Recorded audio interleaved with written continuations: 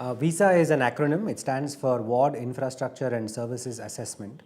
And what it is basically is every ward, Bangalore has 198 wards, and other cities, Chennai, Mumbai, each city has their own political unit called a ward.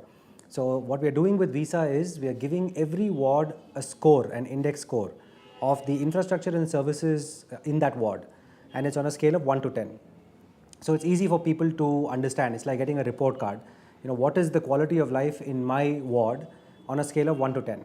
So at a big picture level, VISA is an easy way for people to understand how does my ward rate in terms of infrastructure and services when I compare it to other wards. And overall, we can also put it together and say, how does my city compare with another city? How does it help?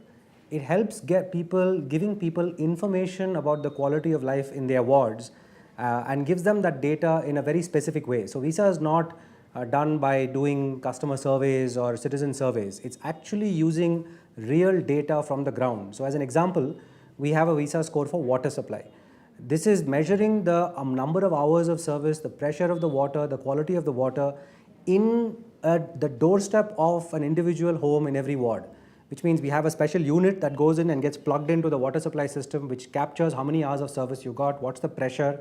We track the actual quality of the water, we get it tested. So this is not an opinion survey. It's a hard data-driven assessment, which is irrefutable. So no government agency can say, oh no, we don't accept this data. So like this, we are doing it for 6 categories with 32 indicators. So let me explain that a little bit. There's category of water, there's category of mobility, which includes traffic, it includes public transportation, it includes pedestrian issues, there is public amenities, there is environment, there is crime. So like this, there are 6 categories. Some categories have more indicators inside them, some have less. But put together, all these categories have 32 indicators. All of these are scored on a basis of 1 to 10, and then they are weighted, and then you get a composite score. And this is done for every ward in the city. So every ward has a VISA score.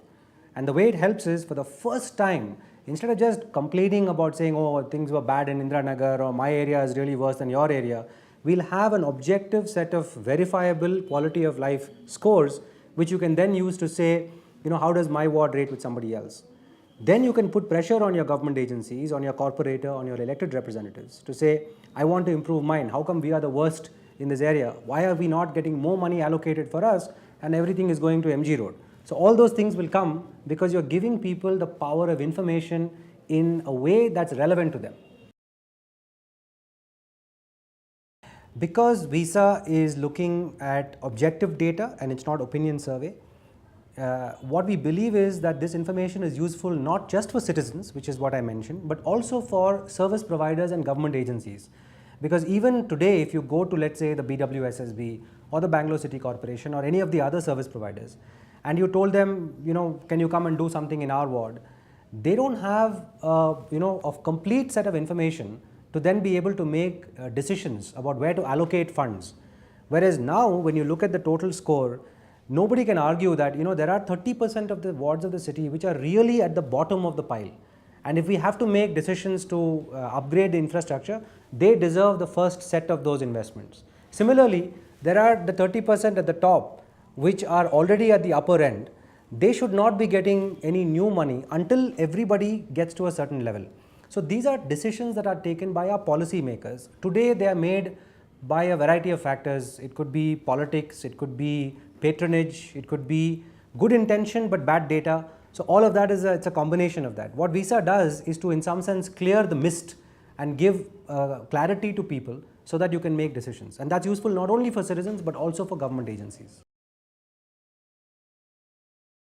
The genesis of VISA, the idea, is more than 2.5 years old. It took us 2 years to get the framework correct. Because when you put an index together, because VISA is an index, it's a very complicated process because there are many aspects involved in it. So when you take, let's say, I gave you the example of water, there are other indicators, the total 32 indicators. Every indicator needs to have a very robust, what's called an indicator brief.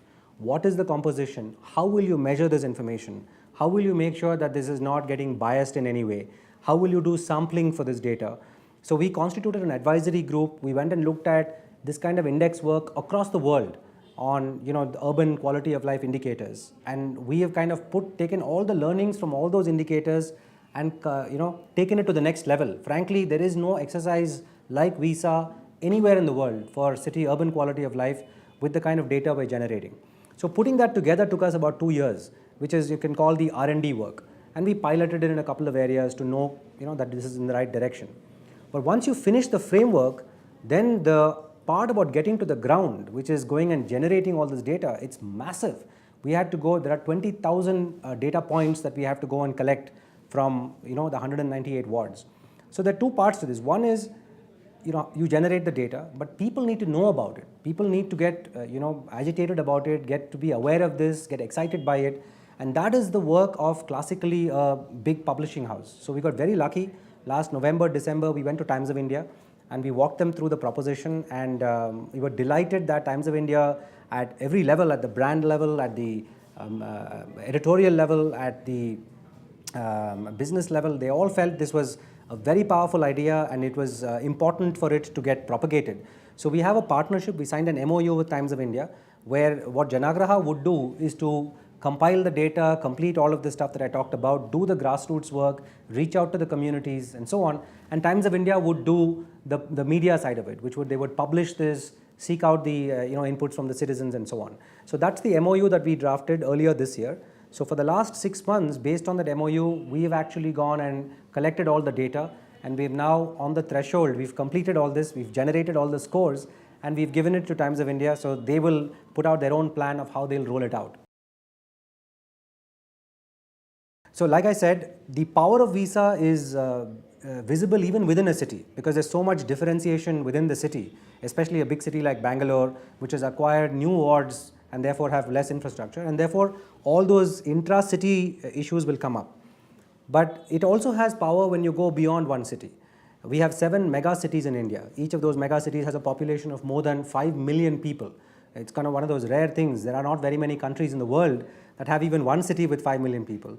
India has got Chennai, Delhi, Kolkata, Mumbai, Bangalore, Hyderabad, Ahmedabad. So these are the big cities in India which are growing. What we want to do, our vision and our dream, is that we'll start with Bangalore, stabilize everything, get to see how people respond to this, and then take it to other cities.